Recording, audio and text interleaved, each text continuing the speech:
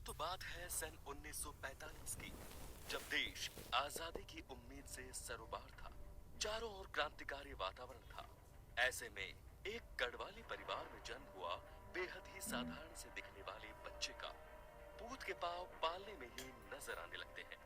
पिता army brigadier थे, तो देशभक्ति के संस्कार खून से ही मिले। कुशाग्र बुद्धि और बहुत कुछ हासिल करने की चाह के चलते 1965 में आईपीएस टॉप करके ही माने। केरल बेच के आईपीएस अफसर बने और 6 साल में वो मेडल हासिल कर लिया, जो 17 साल की ड्यूटी करने पर भी हासिल नहीं होता। मन के भीतर तो देश के लिए कुछ करने की ख्वाहिश सुलग रही थी। उसी के चलते पाकिस्तान में जासूस के तौर पर तैनात हो गए। 6 साल वहां जासूसी करते रहे। लाहौर में एक मजार के पास एक मुसलमान ने अजीत डोभाल को पहचान लिया था कि वो पाकिस्तानी या एक तरह से कहे तो मुसलमान है ही नहीं। उस मुसलमान ने पूछा कि क्या तुम हिंदू हो? तो डोभाल चौंक गए और उन्होंने जवाब दिया नहीं। फिर वो उन्हें अपने साथ लेकर गया और एक छोटे से कमरे में दोनों गए। उसने कमरे का दरवाजा बंद कर दिया और एक बार फिर उसने कहा कि देखो मैं कह रहा हूँ तुम हिंदू हो। डोभाल ने फिर से ना में जवाब दिया। तो उस मुसलमान ने अजीत से कहा कि तुम्हारे कान छिदे हुए हैं। डोभाल ने बात मनाते हुए कहा कि हाँ, बचपन में मेरे कान छेदे गए थे, लेकिन बाद में मैं कन्वर्ट हो गया था। उसने कहा तुम बाद में भी कन्वर्ट नहीं हुए थे। खैर तुम इसकी प्लास्टिक सर्जरी करवा लो, नहीं तो यहाँ के लोगों को शक हो जाएगा। 1987 में खालिस्तान में आतंकवाद के वक्त पाकिस्तानी एजेंट बनकर दरबार साहिब के अंदर दाखिल हो गए।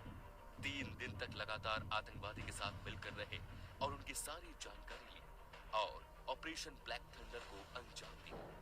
1988 में कीर्ति चक्र मिला। ये अवार्ड लेने वाले वो देश के एकमात्र नॉन आर्मी व्यक्ति थे। असम जाकर उन्होंने उल्फा आतंकवाद को कुचला। मोदी की तो उन पर शुरुआत से ही नजर थी। जैसे ही उन्होंने देश की बागडोर संभाली, उन्हें राष्ट्रीय सुरक्षा सलाहकार बनाकर बहुत बड़ी जिम्मेदारी सौंपी।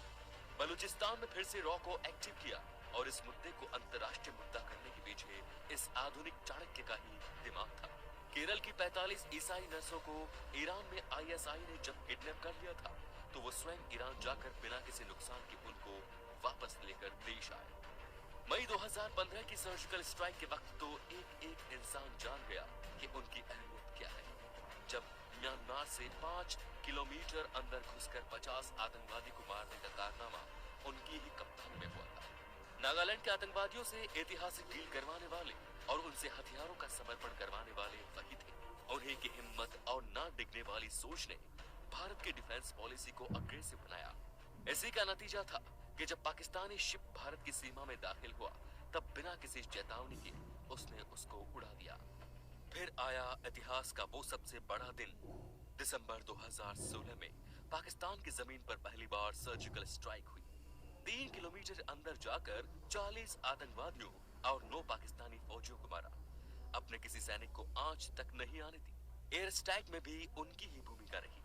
राइट विंग हिंदू संगठन विवेकानंद यूथ फोरम की स्थापना करने वाले भी वही है।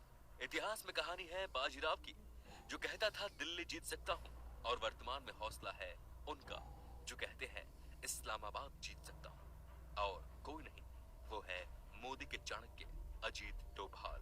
तो दोस्तों, कश्मीर में 370 हटाने पर पैदा हुए हालातों का जायजा लेने भी अजीत डोभाल स्वयं गए थे और उन्होंने अपने हिसाब से ही स्थिति को सामान्य किया और वहां के लोकल लोगों के साथ मिलकर उनके साथ हंसी ठिठोली करके उनके साथ वक्त बिताया।